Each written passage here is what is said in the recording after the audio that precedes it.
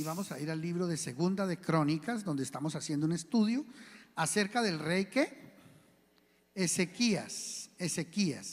O sea, hay personas que dicen en el libro de Ezequías. No, Ezequías no tiene un libro. Hay un libro que se llama Ezequiel, que se parece al nombre de Ezequías, Ezequiel. Pero Ezequías fue un rey que fue el más importante después de David, el rey más cercano al corazón de Dios, que fue más obediente a Dios. Y de él estamos aprendiendo cómo ser reyes y formar reyes en nuestras vidas. Amén. Entonces vamos allí y vamos a leer desde el versículo 3, desde el capítulo 29 de Segunda de Crónicas hasta el verso 11. ¿Y me ayudan, por favor? 1, 2, 3. En el primer año de su reinado, en el mes primero, abrió las puertas de la casa de Jehová y las reparó. ¿Ustedes se acuerdan por qué Ezequías tuvo que abrir las puertas de la casa de Jehová y repararlas? Porque su papá, el rey Acaz, las había cerrado, había roto todos los utensilios del templo y de la casa de Dios y había desbaratado todo y había dado la espalda a Dios. Entonces, ¿qué hizo este hijo cuando fue nombrado rey? Dijo: mi padre cerró la casa de Dios, pero yo la voy a abrir en el nombre de Jehová de los ejércitos. Y él abrió, comenzó su reinado abriendo la casa de Dios, para que volvamos a ofrecer sacrificios, alabanzas y adoración al Señor. Wow. Dice: e hizo venir a los sacerdotes y levitas y los reunió en la plaza oriental y les dijo: oídme, levitas, santificaos ahora y santificad la casa de Jehová, el Dios de vuestros padres, y sacad del santuario la inmundicia. El santuario simboliza es el altar, o sea, de aquí para acá, y todos los lugares de la iglesia donde se sirve, iglesia infantil, medios, en los lugares donde hay servidores. Y el santuario, lo que significa en la palabra de Dios y lo que quiere decir que sacar la inmundicia del santuario, es que no puede haber pecado en los que están ministrando acá al frente. No se refiere al atrio, no se refiere a la parte donde todo el mundo se sienta, porque aquí obviamente puede haber personas que están en pecado y vienen a escuchar la palabra. Pero los que sirven a Dios, los que ministran en la alabanza, en la predicación de la palabra, los que ministran en los diferentes ministerios de la iglesia, no pueden estar en pecado, y Dios quiere que saquemos la inmundicia, o sea, el pecado de los que servimos en la casa de Dios. Amén. De los guías. Dice: e hizo venir a los sacerdotes y levitas y los reunió en la plaza oriental y les dijo: oídme, levitas, santificaos ahora, santificad la casa de Jehová, el Dios de vuestros padres, y sacad del santuario la inmundicia, porque nuestros padres se han rebelado y han hecho lo malo ante los ojos de Jehová nuestro Dios, porque le dejaron y apartaron sus rostros del tabernáculo de Jehová y le volvieron las espaldas, y aún cerraron las puertas del pórtico y apagaron las lámparas, no quemaron incienso ni sacrificaron holocausto en el santuario al Dios de Israel. O sea, reconoció que sus antepasados habían hecho lo malo ante los ojos de Dios y le pidió perdón a Dios. Amén. O sea, nosotros, si sabemos que nuestros antepasados han hecho lo malo, debemos pedirle perdón a Dios por el pecado de nuestros antepasados que han generado maldiciones en nuestra vida. De hecho, todos los que estamos aquí tenemos generaciones anteriores que trajeron maldición a nuestras vidas. Papás divorciados, adúlteros, fornicarios, tramposos, con avaricia, con idolatría, comenzando porque fuimos colonizados por los que la reina autorizó allá, los que estaban en la cárcel. Eso fue los que autorizó que vinieran en el barco, en la Pinta, la Niña y la Santa María. O sea que los que llegaron aquí a colonizar esto eran ladrones, asesinos, matones, tramposos. De la cárcel los sacaron. Y esos son nuestros bisabuelos, tatarabuelos, tatarabuelos. Y vinieron y se mezclaron aquí con los indios, que eran idólatras también. O sea, sí hay muchas cosas en nuestros antepasados que han pasado maldiciones a nuestras vidas. Entonces, ¿qué consecuencias ha traído eso? Verso 8, eso es lo que vamos a estudiar hoy. Y por tanto, la ira de Jehová ha venido sobre Judá y Jerusalén y los ha entregado a turbación, a execración y a escarnio, como veis vosotros con vuestros ojos. Y he aquí, nuestros padres han caído a espada, y nuestros hijos, nuestras hijas y nuestras mujeres fueron llevados cautivos por esto. Ahora pues, yo he determinado a hacer pacto con Jehová, el Dios de Israel, para que aparte de nosotros el ardor de su ira. Hijos míos, no os engañéis ahora, porque Jehová os ha escogido a vosotros para que estéis delante de él y le sirváis y seáis sus ministros y le queméis incienso. Amén. Verso 8. Verso 8. Por tanto, acuérdense que el por tanto siempre quiere decir de algo que viene hablando y viene lo que sucede por eso que se habló. O sea, por venir de familias idólatras, de familias en pecado, de familias como en el caso de la familia de Ezequías, un papá idólatra que se apartó de Dios, que cerró la casa de Dios, que no volvió al templo, que rompió las cosas de Dios, que rompió relaciones con Dios. Eso trae una consecuencia. ¿Cuál es la consecuencia? Por tanto, que la ira de Jehová ha venido sobre Judá y Jerusalén y los ha entregado a turbación, a execración y a escarnio, como veis vosotros con vuestros ojos. ¡Wow! O sea, ¿qué es lo que entonces hace que venga la ira de Dios? ¿Qué? El pecado generacional trae la ira de Dios. O sea, cuando Dios ve que eso no hay remedio en esa generación, el papá ladrón, el hijo ladrón y el nieto ladrón, entonces, ¿sabe qué dice Dios? Hay que borrarlos del mapa, porque si no esos se van a seguir multiplicando y me van a llenar la tierra de ladrones. Porque una maldición que no se corta termina afectando a una nación. Y una nación afectada, una nación infectada por el pecado generacional, wow, es muy delicado. Por eso el Señor tomó la decisión de borrar del mapa a Sodoma y Gomorra. ¿Por qué? Porque en Sodoma dice la Biblia que vivía un siervo de Dios llamado Lot. Y ese siervo de Dios tenía sus hijas. Y resulta que era tanta la promiscuidad y el pecado moral que había en Sodoma. El pecado moral es el pecado que Dios más aborrece. Yo quiero que vayamos un momentico a leer. Dice: haced morir pues lo terrenal en vosotros. ¿Qué es lo que debemos hacer morir? Primero, ¿qué? Fornicación. ¿Qué más? Impureza. ¿Qué más? Pasiones desordenadas. ¿Qué más? Malos deseos. ¿Qué más? Avaricia, que es idolatría. Cosas por las cuales, ¿qué sucede? La ira de Dios viene sobre los hijos de desobediencia. Y lo está encabezando la fornicación. Digan fornicación. ¿Qué es el adulterio? A ver, ¿quién me puede decir qué es el adulterio?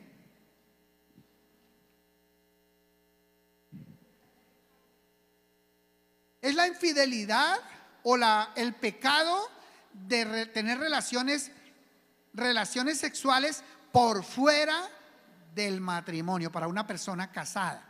Entonces, una persona casada que tiene relaciones sexuales por fuera del matrimonio comete pecado de ¿qué? Adulterio. de fornicación, en la Biblia se agrupan todos los pecados, incluido el adulterio, de índole sexual. O sea, todo lo que es inmoralidad sexual. O sea, cuando la Biblia habla de fornicación, está incluyendo sexo prematrimonial, está incluyendo sexo extramatrimonial, está incluyendo pecados de homosexualismo y de lesbianismo, está incluyendo masturbación, pornografía, y está incluyendo todos los pecados, voyerismo, todos los pecados de índole sexual. Ahora, cuando la Biblia encabeza los pecados que le producen ira a Dios con el pecado de fornicación, es porque la inmoralidad sexual puede ser lo que más produce la ira de Dios. La inmoralidad sexual. O sea, los pecados de índole sexual. Dice la Biblia, porque el que fornica, Dios decide enviar unos ángeles para destruir a Sodoma y Gomorra. Ahora la pregunta es, ¿quién se queja delante de Dios por el pecado de Sodoma y Gomorra?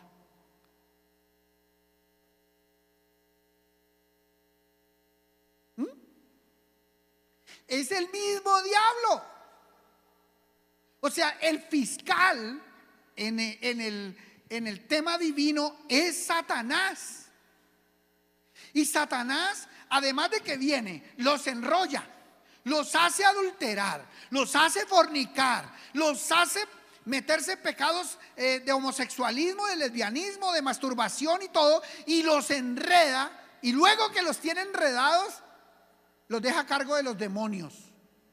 Y se va delante de Dios y se cuela entre los ángeles de Dios. Y dice la Biblia que llega delante del trono de Dios a hacer una queja contra los que él mismo ató.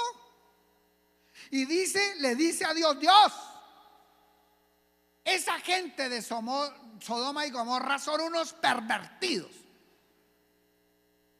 son malos, se alejaron de ti, están viviendo en pecados de inmoralidad sexual que tú tanto detestas.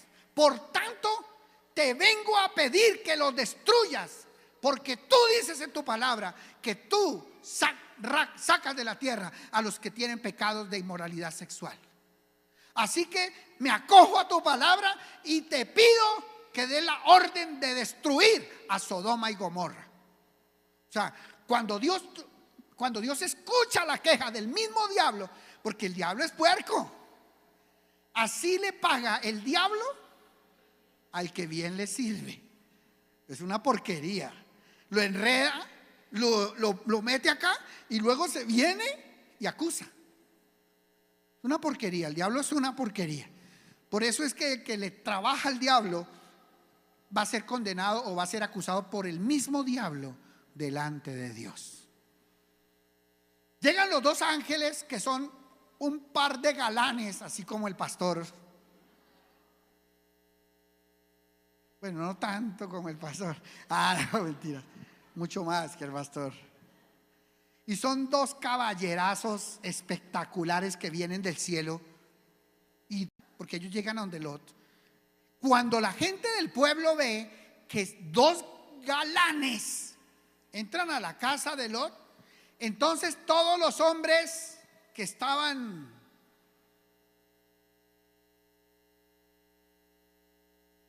en el homosexualismo se vienen y rodean la puerta de la casa de Lot y le dicen: sácanos a esos hombres que queremos tener sexo con ellos. O sea, con los mismos ángeles.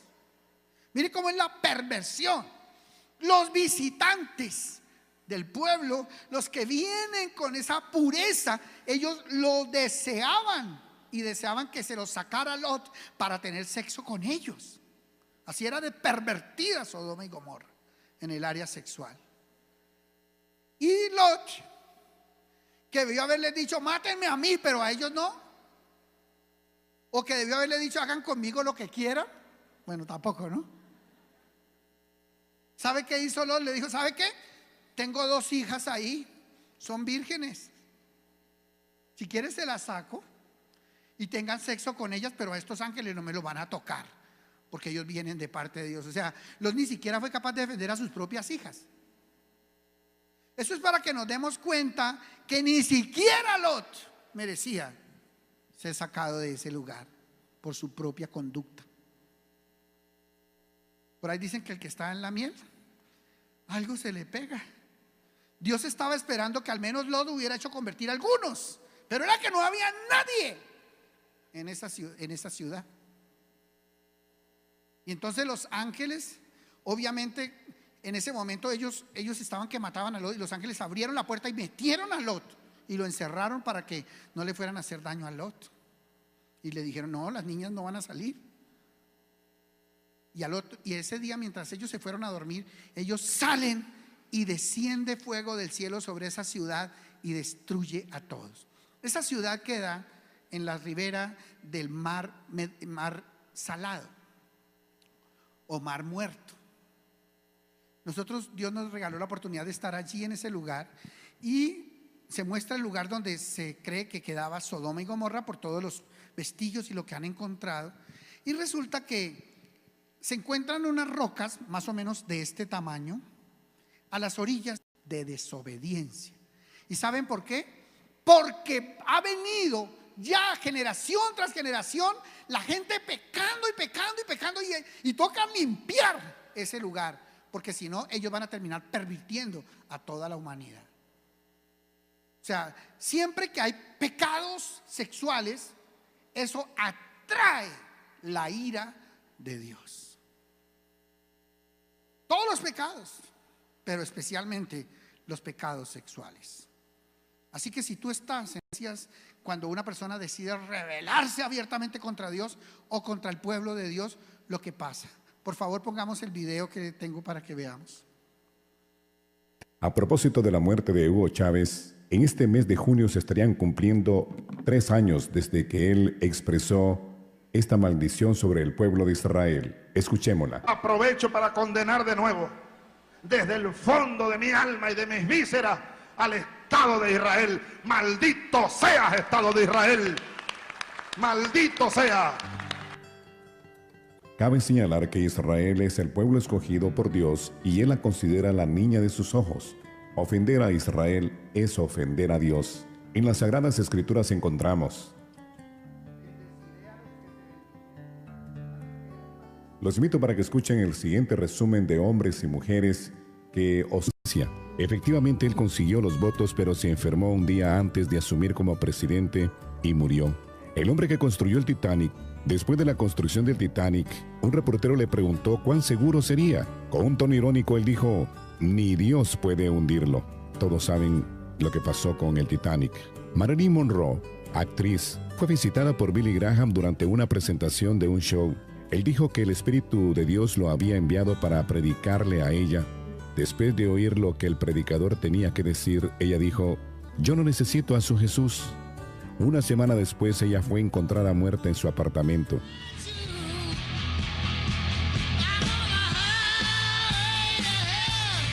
Bon Scott, el ex vocalista del conjunto AC/DC, en una de sus canciones de 1979 cantó: no me detenga, yo estoy bajando todo el camino, bajando por la carretera al infierno. El 19 de febrero de 1980, Bon Scott fue encontrado muerto ahogado por su propio vómito. En Campiñas, Brasil, un grupo de amigos borrachos fue a recoger a una amiga. La madre de esa muchacha la acompañó al automóvil y estaban tan angustiada por la embriaguez de los amigos de su hija que le dijo, sosteniendo su mano: hija mía, vaya con Dios y permita que Él la proteja. Ella respondió: solo si Dios viaja en el maletero, porque aquí dentro ya está lleno. Después de algunas horas llegó la fatal noticia que ellos habían tenido un grave accidente y todos habían muerto. El automóvil no podía reconocerse, pero sorprendentemente el maletero estaba intacto. La policía dijo que no existía ninguna manera que el maletero quedara intacto. Y para sorpresa de todos, dentro del mismo había una canasta llena de huevos y ninguno se había roto. Christine Hewitt, periodista jamaiqueña y animadora, dijo: la Biblia, la palabra de Dios, fue el peor libro escrito en la vida. En junio del 2006 su cuerpo se encontró quemado en su carro, imposible de ser reconocido. Hace 2 años, Hugo Chávez en una exposición dijo: aprovecho para condenar de nuevo, desde el fondo de mi alma y de mis vísceras, al Estado de Israel. Maldito seas, Estado de Israel.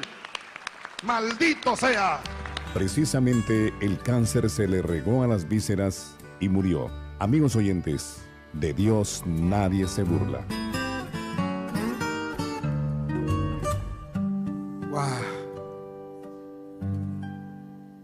Dile a la persona que tienes al lado, dile: de Dios nadie se burla. ¿Cómo pensaremos nosotros que podemos escapar de la ira de Dios si continuamos y persistimos en un pecado que no nos ha dado la gana dejar en nuestra vida, sabiendo que le desagrada a Dios? Hay personas que vienen a la iglesia, son orgullosas, que tienen personas a las que no han perdonado, y la Biblia dice que el que no perdona a su hermano, Dios tampoco lo perdona a él. No lo saluda, no habla, decidió cortar la relación con esa persona y cree que por venir a la iglesia va camino al cielo. Y yo le quiero decir una cosa: el que no perdona a su hermano está condenado al infierno. Así haya venido a la iglesia, así haya ido a un encuentro, porque hay una cosa que para Dios es sagrada, y es que nosotros tenemos que perdonar al que me ha ofendido si quiero que Dios me perdone a mí. Si yo quiero que es porque no hay lugar a dudas, es una doctrina de la Biblia. Y hay una doctrina que se llama la doctrina del perdón. Y es que si nosotros no perdonamos a las personas las ofensas que han cometido con nosotros, tampoco Dios nos perdona a nosotros. Así seamos tremendos obreros, así trabajemos muy bueno en la obra, así seamos unos ganadores de almas, pero si no perdonamos a las personas que nos han ofendido y olvidamos eso y decidimos arrancar esa rabia de nuestras vidas, entonces tampoco Dios nos perdona. ¿Y saben una cosa? Si a una persona Dios no lo perdona, esa persona va para el infierno. Eso es lo único que yo les puedo asegurar. O sea, hay una razón, esa razón por la cual un cristiano puede perder su salvación, y es por no perdonar a sus hermanos sus ofensas.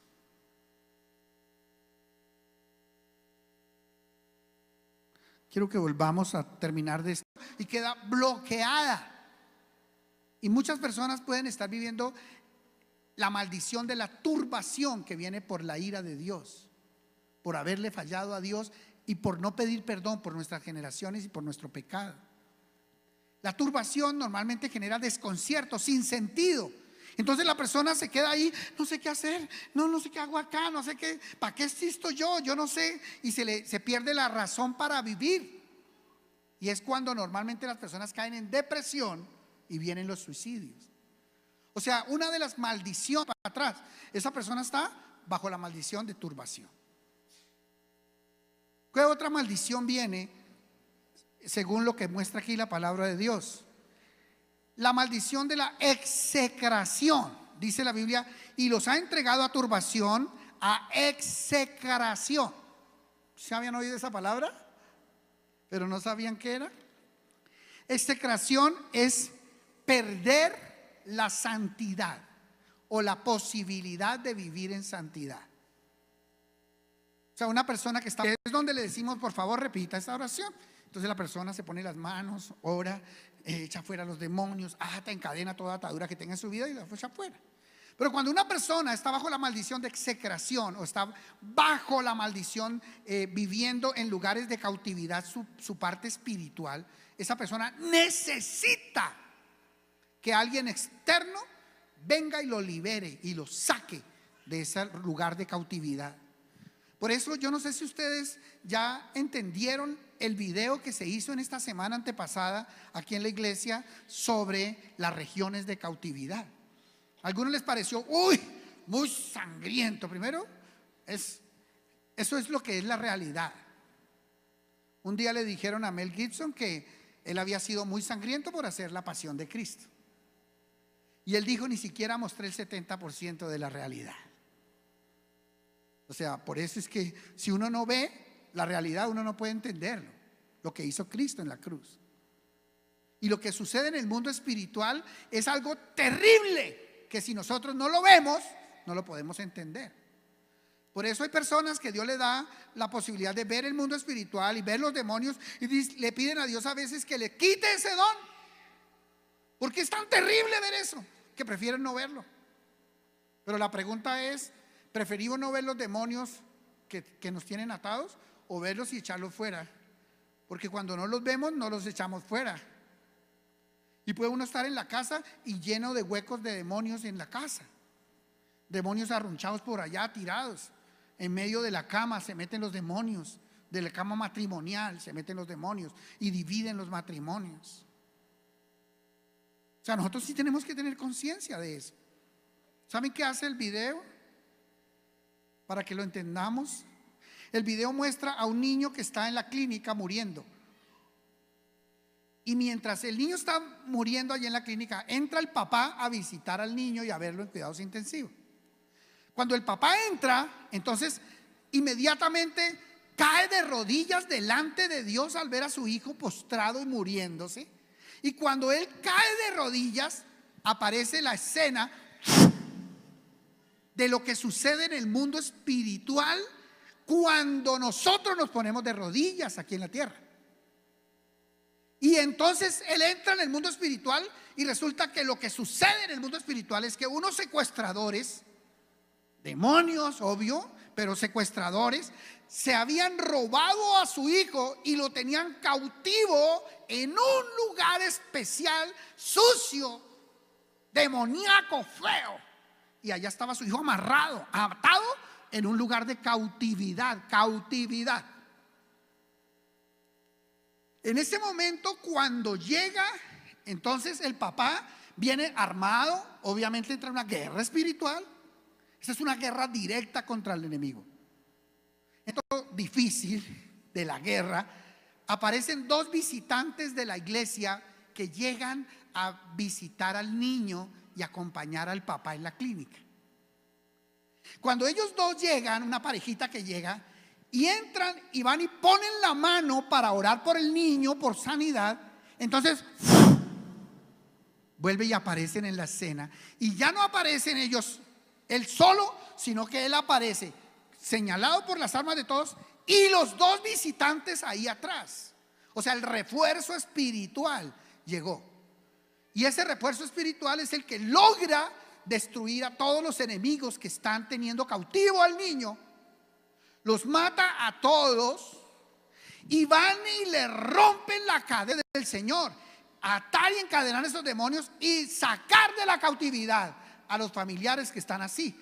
Por eso vemos personas que están a punto de divorciarse, están cautivos. No ven que ellos no quieren desbaratar sus hogares, pero no pueden. Quieren salir de la ruina y no pueden. Quieren lograr solucionar los problemas familiares y no pueden. Entonces, ¿qué hacen? ¿Qué hacen? Se necesita que alguien vaya. O en el alcoholismo de una persona, es una persona en cautividad que necesita alguien que vaya y llore por él. En vía de cuarta categoría. Entonces le va mal financieramente. Y eso que es cristiano. El templo, porque hay personas que no se quieren ir de la iglesia para la casa.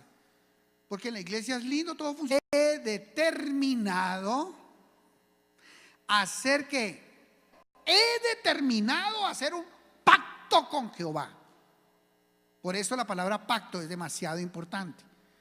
Porque uno puede orar, uno puede pedirle a Dios, uno puede, pero aquí la Biblia nos habla que un pacto, Dios decide hacer el pacto. Todo el pueblo va a ser un fiel diezmador. Yo voy a encargarme de que no le falte el alimento a los que te sirven. Voy a poner linda tu casa. Él cambia algo en mi historia. Pero la Biblia dice, escúcheme, hay personas que le añaden la maldición de la insensatez. Dios te llama insensato, estás viviendo bajo la maldición. Y tú le prometiste una ofrenda a Dios dale un diezmo, dale una ofrenda, dale un pacto, y tú no lo estás haciendo, Dios te está llamando insensato en esto. Con las personas no son pactos sagrados, es un pacto personal. Pero si tú lo haces delante de Jehová, ese es pacto sagrado. ¿Se dan cuenta por la diferencia? Que sea un pacto ante la ley, lo que hiciste fue darle la espalda al Señor. Ahora, porque Jehová os ha escogido a vosotros, o sea, os trabajamos para el Señor. Yo pregunté antes de comenzar la predicación, ¿cuántos han ido como guía? ¿Cuántos están sirviendo o van a servir como guías próximamente en los siguientes encuentros? Y levantó la mano más o menos el 70% de la congregación.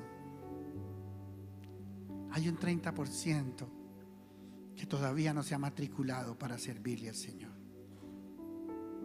Pero Dios, Ecofamiliar es una iglesia de servidores. De servidores. Porque todos los que levantaron la mano van a ir a predicar. O sea, si tú eres un nuevito que todavía no te has involucrado, date cuenta que Dios te trajo y te metió dentro de una iglesia de trabajadores de Dios, de predicadores. Estamos en ayuno. Todos esos que levantaron la mano están en ayuno, en oración, en la tierra, para que sean predicadores y ganadores de almas, para que desarrollen la obra que necesito que se haga en Colombia y en el mundo entero. Son ustedes, Ecofamiliar, los escogidos por Dios para ser los ministros en estos últimos tiempos, antes que venga Cristo por sus hijos, por su iglesia. No es casualidad que estés aquí. Ecofamiliar es una iglesia donde todos le servimos al Señor, de hermosa obra que es la iglesia del Señor. Amén.